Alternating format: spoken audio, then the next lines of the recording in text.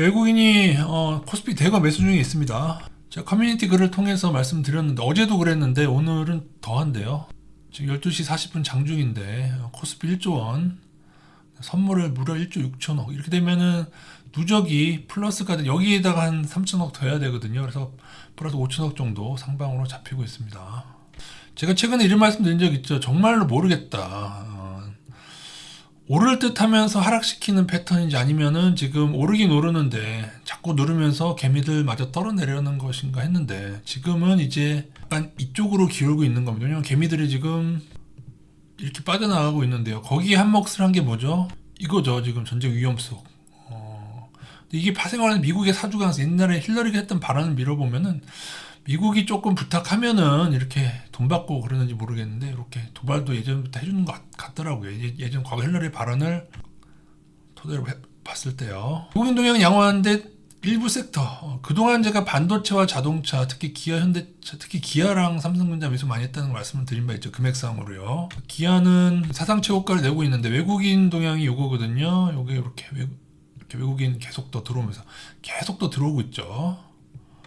오늘만 8% 이거 사상 최고가를 경신했습니다. 기아 같은 경우에는. 그래서 기아는 21년 고점이 10만 1,500원이거든요. 여기만 깨지 않으면은 그냥 더 간다고 보시면 되겠습니다. 여기를 깨면은 좀 1차 손절을 하나 더 이제 올려야겠는데요. 손절가를 계속 올려야죠. 중단기 매매 말씀드리신 분이고 이렇게 많이 올랐어도 제가 볼 때는 작년 초 저점비 엄청 올랐음에도 불구하고 아직도 저평가입니다. 사실은.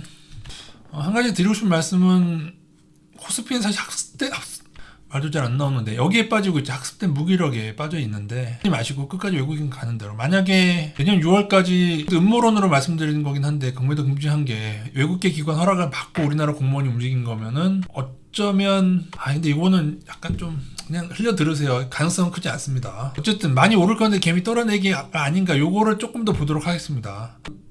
이걸 오해하지 마실 것은 이후에 만약에 외국인 동향이 갑자기 안 좋아지고 나스닥이 문제가 생기고 하면은 저희는 빠져나갈 건데 지금은 투자 비중을 65% 정도까지 올려놨는데요. 커뮤니티 글에 매번 인버스 비중 남기고 있으니까 참고하시고요. 이게 상황이 정말 좋아진다면 최대 75에서 80%까지 투자 비중을 끌어올리는 것을 고려는 하겠습니다. 그리고 코스피가 최근에 고점을 넘으면서 여기 넘게 되면은 상승 봐야 되거든요. 외국인 동향을 보시면 이게 외국인이거든요. 코스피 차트 외국인 동향인데 예전에 매도했는 거 말씀드렸고 최근에 좀 들어오는 거 말씀드렸는데 지금 조금 더 여기를 넘었다는 게 중요합니다. 그동안 외국인이 차있던 그를 넘었다. 물론 2021년인가 그때 대비해서는 좀 줄어든 거 과거 외국인이 가장 많을 때 대비보다는 줄어든 거긴 한데 이쯤이었던 거예요. 어딘가 반등이 시작한 이후로 외국인이 늘어난 중에 있다. 코스피 설명 이걸로 마치고요. 지금 댓글에 보시면은 또 나스닥이 언제 하락할 것 같냐는 질문들이 있으신데 사실은 과거 모델에 대입해서 제가 작년이 그리고 특히 4분기가 가장 위험한 시기라는 말씀을 드렸었죠.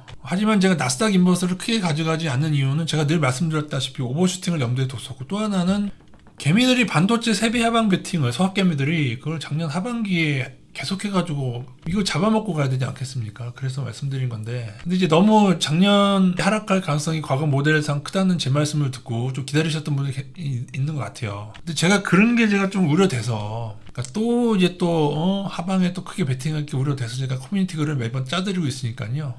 오늘도 올려드렸죠. 나스닥 인버스 비중은 오를 때마다 살살 늘리고 있는 상태고 그러니까 이거를 70%에 맞추는 게 저의 목적입니다. 근데 어쩔 수 없잖아요. 작년 분기 때도 나스닥이 하향 신호가 안 나왔는데 칠 수는 없잖아요. 뭐라고 말씀드린 게 누누이 뭐라고 했어요? 제가 도대체 이 얘기를 몇 번 했습니까? 나스닥 인버스 올해는 장기주수 이탈 후에 한다고. 본인들이 이렇게 지르신 그러니까 그러면은 이걸 참조하시면 안 된다니까요, 여러분. 단타를 하실 거면은 다른 걸 참조. 이거는 단타 기법이 아닌데 단타 기법은 차라리 MACD를 하시던지. 그래서 뭐 여러 모델을 설명드리는 것은 과거 모델을 가지고 하는 건데 당연히 변이가 있을 수가 있잖아요.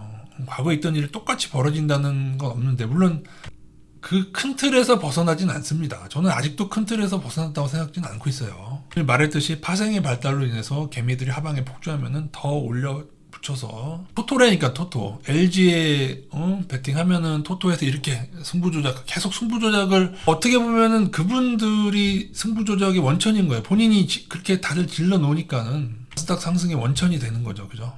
이걸 겁나 베팅했다니까요. 이 3배 반도체. 게다가 데일리야. 여러분 이걸 하시면 안 되는 이유가 이게 장기로 가면 무조건 손해가 난다니까요. 이게 떨어지고 나면은 가격이 떨어진다고 해도 이 인버스가 제대로 반영해서 오르지가 않는다니까요. 그 얘기도 몇 번을 드렸습니까? 그래도 굳이 올해도 예상한다면 저는 아무리 길게 가도 한 6월 정도가 언제 떨어도 이상하지 않고요. 근데 이제 제레미 그랜섬은 일부 뉴스상에서 제레미 그랜섬 AI 버블 확률을 예전에 15%에서 30%로 올렸었죠, 작년에. 그리고 그 기간을 최대로 봤을 때 25년 1월인가 2월인가 보고 계시는데, 근데 이분도 확률이 크다고 얘기하는 게 아니죠.